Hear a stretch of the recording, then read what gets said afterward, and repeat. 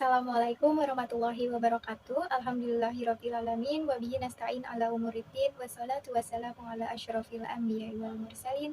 Wa ala alihi wa sahbihi ajma'in amma ba'du. Perkenalkan, nama saya Mandari Agustin dari kelas 4A jurusan Ilmu Perpustakaan.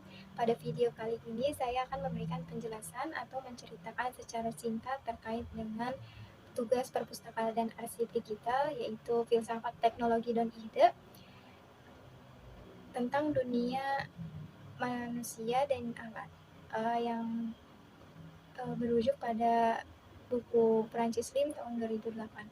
Jadi membahas tentang filsafat teknologi, mungkin muncul adanya beberapa pertanyaan seperti dapatkah teknologi itu menguasai manusia, lalu apakah hakikat yang sebenarnya teknologi itu, dan bagaimana hubungan antara dunia, manusia, dan juga alat.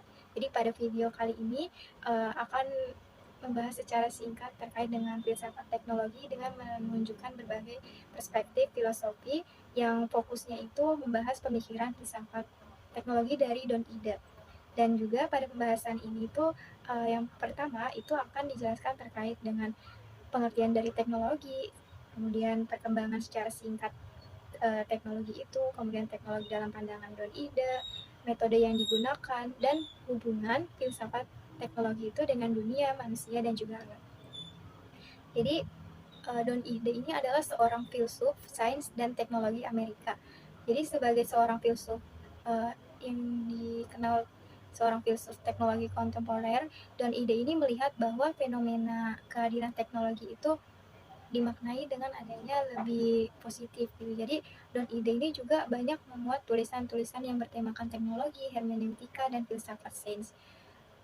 Bermula dari pemikiran Heidegger yang dimana menempatkan adanya teknologi sebagai persoalan ontologis dalam filsafat, dan Dewey ini memasukkan teknologi ke dalam suatu hal yang praksis.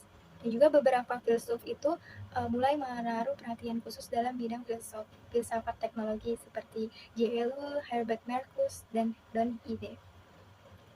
Akan tetapi yang membedakan pemikiran dari Don Ide ini terkait dengan filsafat teknologi dengan para filsuf lainnya itu yang dimana Don Ide ini mulai berusaha untuk berpikir yang tidak terlalu ekstrim terhadap teknologi sebagai hal yang berwujud penting. Dan perhatian Don Ide ini juga dimulai dalam buku pertama teknologi yang ia tulis pada tahun 1979, judulnya itu Techniques and Praxis, Philosophy of Technology, yang dimana dimulai dengan menekankan pada materialitas dan konkretan alat-alat teknologi. Jadi filsafat dan teknologi ini sebenarnya memiliki keterkaitan satu sama lain ya. Bahkan saat ini itu filsafat teknologi sudah menjadi suatu cabang filsafat khusus yang mempersoalkan antara lain tentang hubungan manusia dengan teknologi.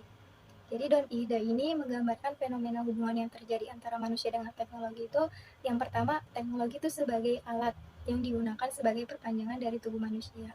Nah, yang kedua itu adanya hubungan hermeneutis yang dimana alat teknologi itu dibaca sebagai teks yang perlu ditafsirkan. Dan yang ketiga itu hubungan keberlainan, dimana antara manusia dan teknologi itu dipandang dengan suatu hal atau dua hal yang berbeda dan dimaknai dengan adanya hal yang sendiri-sendiri.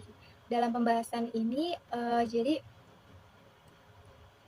apa sih sebenarnya teknologi itu? Jadi teknologi mungkin yang kita kenal atau kita maknai atau kita ketahui ya itu sebagai alat bantu yang dimana memudahkan manusia gitu, dalam suatu hal. Dan teknologi ini juga sebagai sarana yang telah ada sejak manusia itu lahir. Nah, secara etimologis, kata teknologi itu berasal dari kata tekni dan logos yang dikenal sejak tradisi Yunani klasik.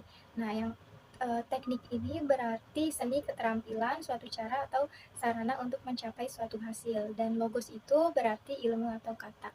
Yang dimana juga dalam kebudayaan Yunani kuno ini penggunaan kata teknik atau keahlian teknik itu sudah muncul, namun tidak begitu diperhatikan. Jadi penggunaan istilah teknologi itu masih baru ya, sebagaimana Jacob Bigelow tahun 1787 sampai 1879 itu yang pertama memperkenalkan kata itu lewat karyanya yang berjudul Elements of Technology. Nah, untuk teknologi menurut Don Ide, jadi Don Ide ini mengakui bahwa definisi tentang teknologi itu sangat luas. Jadi Don Ide ini tidak membuat suatu definisi secara khusus tentang teknologi itu secara definitif. Jadi siapa saja dapat membuat definisi tentang teknologi ini. Akan tetapi menurut Don Ide ini dalam mendefinisikan teknologi itu ada ciri ciri utama yang harus diperhatikan. Yang pertama itu teknologi harus memiliki komponen konkret yakni materi. Jadi komponen konkret ini itu adanya benar-benar ada atau nyata. Jadi berwujud teknologi itu. Nah, kemudian yang kedua itu aspek penggunaan yaitu aspek praksis. Jadi aspek praksis ini tuh menunjuk pada sebuah cara berpikir sehingga membantu pengenalan akan makna dan dapat memberikan sumbangsi bagi perubahan sosial. Nah, yang ketiga itu juga hubungan antara alat-alat teknologi dan umat manusia yang menciptakan, menggunakan, dan mengubahnya. Jadi, alat-alat teknologi ini bukan hanya untuk diciptakan, tetapi juga dapat digunakan dan juga dapat mengubah yang tadinya tidak dapat membantu aktivitas manusia sehingga menjadi dapat membantu aktivitas manusia. Gitu. Jadi dalam Galileo Galilei ini juga orang yang pertama membuat sains mewujudkan diri secara teknologis dengan penggunaan instrumen dipersoalkan oleh para kaum determinis sosial dan kaum determinis teknologi. Jadi kalau dari kaum determinis sosial berpendapat bahwa teknologi itu merupakan suatu entitas yang netral. Jadi teknologi ini pada dirinya sendiri itu tidak memiliki efek kecuali ketika berada di tengah manusia. Sedangkan kalau dalam kaum determinis teknologi seperti Jacques Ellul dan Herbert Marcuse itu berpendapat bahwa teknologi ini memiliki alur hidupnya sendiri dan berjalan sendiri. Jadi dengan demikian teknologi ini menarik manusia ke dalam pemikiran yang instrumental. Jadi teknologi itu dalam kaum determinis ini menjadi suatu sarana dan tujuan sekaligus. Akan tetapi Don Ide ini mengambil posisi yang bertentangan dengan kedua aliran tersebut. Jadi Don Ide berasumsi bahwa teknologi tidaklah netral. Jadi dalam artian teknologi yang digunakan manusia ini sebagai mediator dalam mempersepsi dunia, mengubah pengalaman manusia tentang dunia. Jadi filsafat teknologi juga dalam pandangan Don Ide ini terpengaruh oleh fenomenologinya seperti Martin Heidegger, Edmund Husserl, dan Maurice Merleau-Ponty. Nah, jadi para filsuf tersebut itu memiliki hal yang serupa dalam pembahasan mengenai fenomenologi dalam filsafat ilmu. Nah, untuk pembahasan selanjutnya ini ada perkembangan teknologi. Jadi perkembangan teknologi yang dimana saat ini itu muncul adanya perkembangan teknologi. Yang pertama itu ada yang penggunaan otot atau manual, yang dimana pada fase ini itu teknologi dilihat sebagai teknologi yang ditemukan. Jadi seperti artefak yang dihasilkan itu seperti batu, palu, tombak, busur, dan alat lainnya yang masih sangat sederhana dan digunakan secara manual. Nah, kemudian setelah adanya fase manual ini, selanjutnya itu ada fase penggunaan tenaga alam dan binatang. Jadi artefak teknologi yang dihasilkan ini ada yang berupa pembajak, gerobak, kincir, atau dan perahu layar. Jadi pada fase ini juga ditemukannya adanya tulisan seperti itu. Selanjutnya itu ada fase revolusi industri sekitar 1700 Masehi hingga 1940 Masehi. Jadi dalam fase ini itu alat teknologi ini lebih berkembang yang dimana diciptakannya mesin uap dan alat-alat bertenaga listrik. Selanjutnya pada tahun 1940 sampai tahun 2000 itu ada fase revolusi energi yang dimana seperti halnya dihasilkannya pesawat ruang angkasa, tenaga nuklir, dan komputerisasi. Nah, untuk yang terakhir itu ada revolusi informasi sampai masa sekarang yang dimana teknologi ini diciptakan sudah sampai pada tahap kecerdasan buatan atau artificial intelligence atau AI seperti itu. Bahkan hingga saat ini juga teknologi itu terus berkembang ketika komputer dan internet itu ditemukannya, yang dimana pemaknaannya itu lebih mendalam, yang dimana adanya hardware, teknologi sebagai perangkat keras, terus juga teknologi sebagai aturan atau rules, dan teknologi sebagai sistem. Kebanyakan definisi ini memposisikan bahwa teknologi itu sebagai hardware, yaitu alat, tools, dan mesin. Selanjutnya itu ada metode filsafat teknologi dan ide. Jadi kalau menurut dan ide sendiri, suatu filsafat itu dapat menjadi filsafat teknologi, maka para filsuf itu harus menempatkan teknologinya itu sebagai fenomena utama untuk dikaji dan mampu menghasilkan adanya analisis secara reflektif. Dalam pemahamannya, dan ide ini itu menggunakan dalam metode filsafat ini menggunakan fenomenologi, yang dimana fenomenologi ini itu lebih luas dari sekedar relasi subjek atau ego dengan dunia seperti dalam fenomenologi Husserl. Jadi melalui metode fenomenologi ini tuh dan ide ini berusaha untuk menjelaskan bagaimana pengalaman indrawi manusia secara intensional dan perspektual berekstensi lewat artefak teknologi. Dan dalam melalui metode ini itu juga pendekatannya Don Ide meneliti dan menjelaskan relasi manusia dengan teknologi yang dimediasi oleh instrumen. Nah, kemudian disebut sebagai pasca fenomenologi atau post fenomenolog. Kalau hubungan teknologi dengan manusia, kemudian dengan dunia, manusia, dan alat. Selanjutnya itu yang pertama ada hubungan teknologi dengan dunia. Jadi menurut Don Ide, manusia itu mengalami adanya dunia atau kehidupan secara baru, yakni secara teknologi, sehingga perspektif manusia ini terhadap dunia juga mengalami transformasi. Ya. Bahkan pada masa kini itu dunia ini dapat dikatakan dihuni oleh manusia yang telah dipenuhi oleh teknologi ya.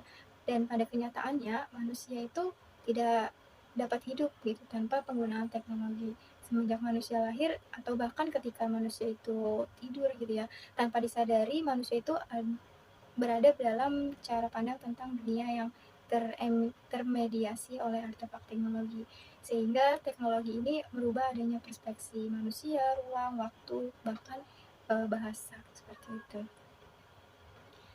Dalam instrumennya, pendekatan fenomenologi instrumentasi Don Ide ini itu mewujud dan dalam membentuk alat-alat seperti alat teleskop seperti itu, yang dimana alat tersebut itu mampu membantu manusia untuk melihat benda-benda yang jauh. Jadi arloji yang dapat mengukur waktu dalam satuan jam dan semua alat ciptaan manusia lainnya. Dalam konteks post-fenomenologi atau pasca fenomenologi, Don Ide ini juga dipahami dengan adanya suatu hal yang lebih bersifat materialis. Jadi bukan ranah yang dituju atau objek dari pengalaman itu sendiri, akan tetapi hanya merupakan ekstensi dari organ tubuh manusia.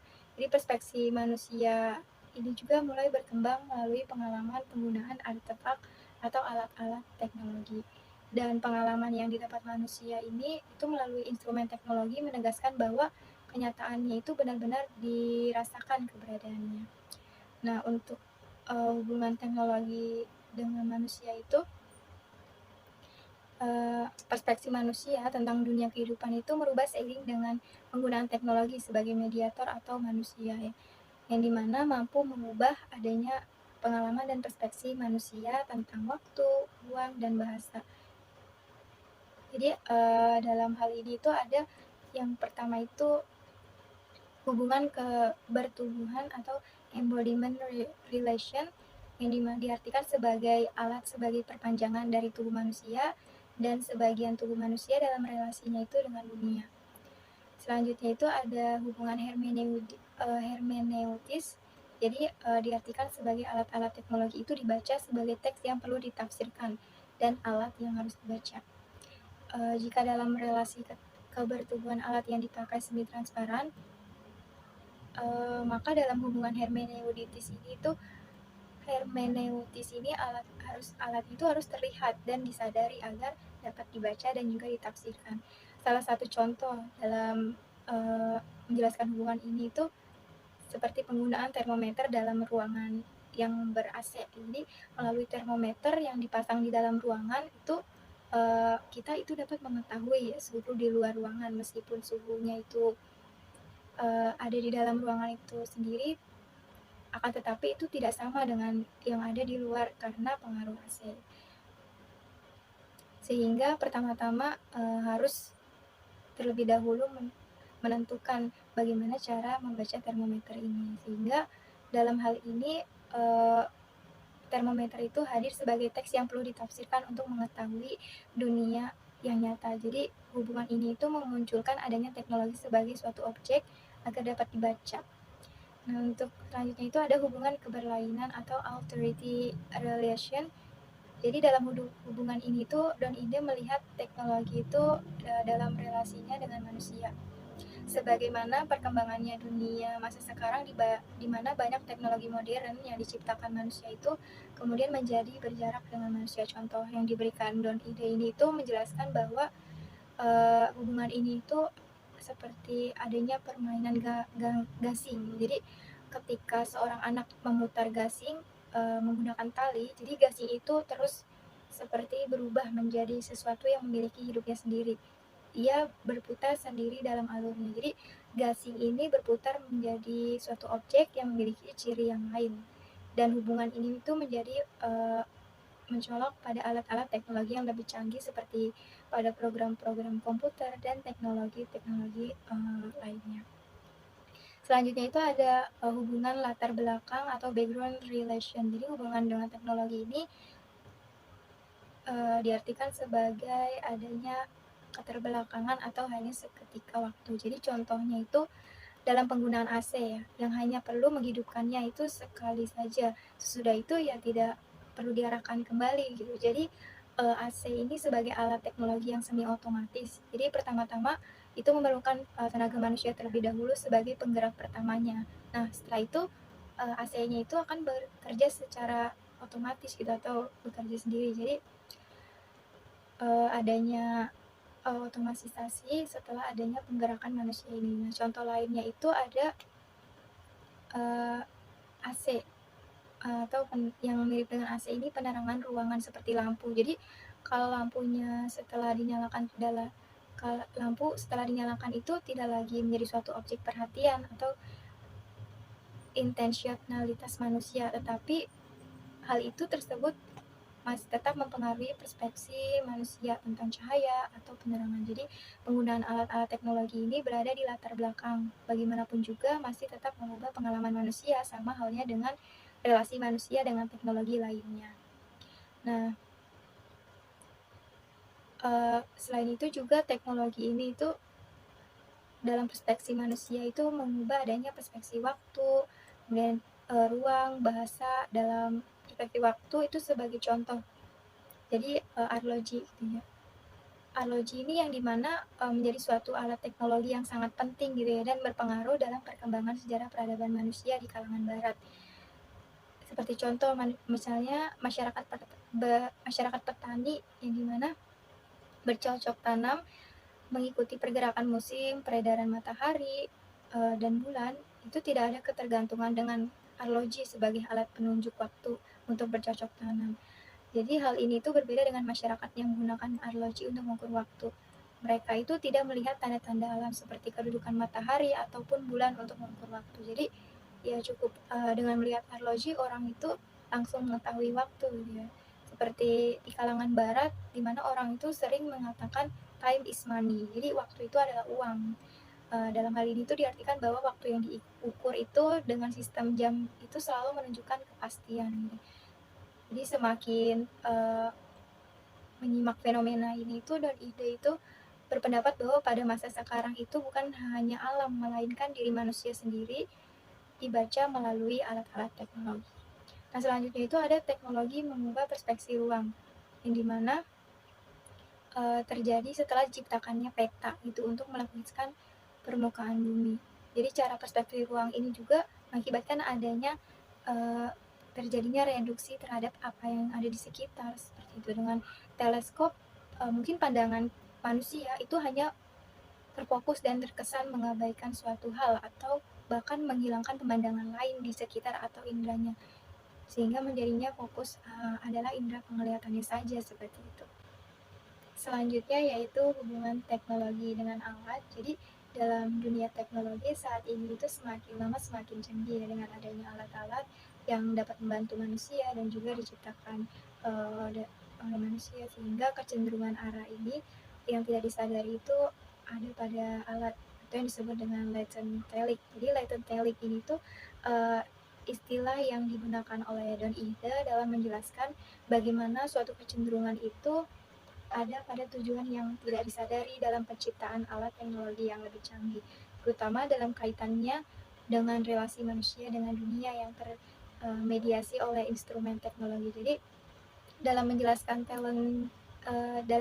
latent telic alat ini juga Don Ide itu menggunakan contoh relasi kebertubuhan dan relasi hermeneutis. Jadi dalam relasi kebertubuhan, latent telic ini tuh dapat dilihat dalam perbandingan contoh kasus seperti dalam gaya penulisan menggunakan pulpen dengan komputer.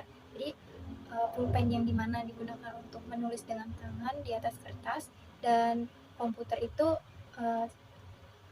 digunakan untuk menulis atau dengan alat penggunaannya itu keyboard, yang dimana untuk menulis di layar monitor. Jadi ketika seseorang itu menulis menggunakan pulpen, jadi gaya menulis seseorang itu mungkin akan terlihat lebih lambat, atau hal ini tuh dimaksudkan agar tersedia waktu bagi penulis untuk menyusun pikirannya dan menghindari kesalahan penulis. Nah, jadi berbeda dengan gaya penulisan kalau misalkan menggunakan komputer ya. Jadi yang dimana penulisannya itu lebih cepat. Jadi seseorang itu akan langsung mengetik gagasan yang muncul di pikirannya. Nah, jadi meskipun kedua bentuk penulisan tersebut itu dapat menghasilkan tulisan yang sama, akan tetapi penggunaan teknologi atau alat ini itu cenderung berbeda atau mengarah penulisan dengan gaya yang berbeda. Kemudian juga dalam relasi hermeneutis, latent telic itu dapat dilihat dengan misalnya contoh itu alat perekam suara. Jadi misalnya kalau seorang mahasiswa itu menggunakan alat perekam suara untuk merekam suara dosen yang sedang menjelaskan di suatu perkuliahan gitu ya. Tujuannya dimana mahasiswa itu adalah merekam suara dosen, tetapi alat perekam yang tersebut itu merupakan semua suara yang ada dalam kelas maupun yang di luar gitu. Berbeda halnya dengan kemampuan telinga manusia gitu ya, secara langsung gitu, sehingga mampu memilah atau fokus suara itu yang terdengar hanyalah suara dosen gitu. Jadi dalam contoh dua kasus tersebut itu dapat dilihat bahwa penggunaan alat itu tidak menyadari kecenderungan ke arah tertentu yang dimana memungkinkan oleh alat gitu ya. Jadi menurut Don Ide juga kecenderungan seperti hal tersebut itu terjadi karena penciptaan alat-alat teknologi canggih yang dimana lebih menekankan dimensi amplifikasi, kemudian melupakan adanya dimensi reduksi dari arah. Nah, demikian penjelasan terkait dengan filsafat teknologi Don Ida tentang dunia, manusia, dan alat. Jadi filsafat teknologi Don Ida ini itu adanya berawal dari pemikiran Heidegger, yang dimana pemikiran filsafat teknologi Don Ida ini itu lebih mengarah ke suatu hal yang positif dan juga bermakna serta tidak terlalu ekstrim begitu. Demikian penjelasan saya kurang lebihnya terkait dengan filsafat teknologi dan Ida. Kurang lebihnya mohon maaf apabila terdapat kesalahan. Terima kasih. Wassalamualaikum warahmatullahi wabarakatuh.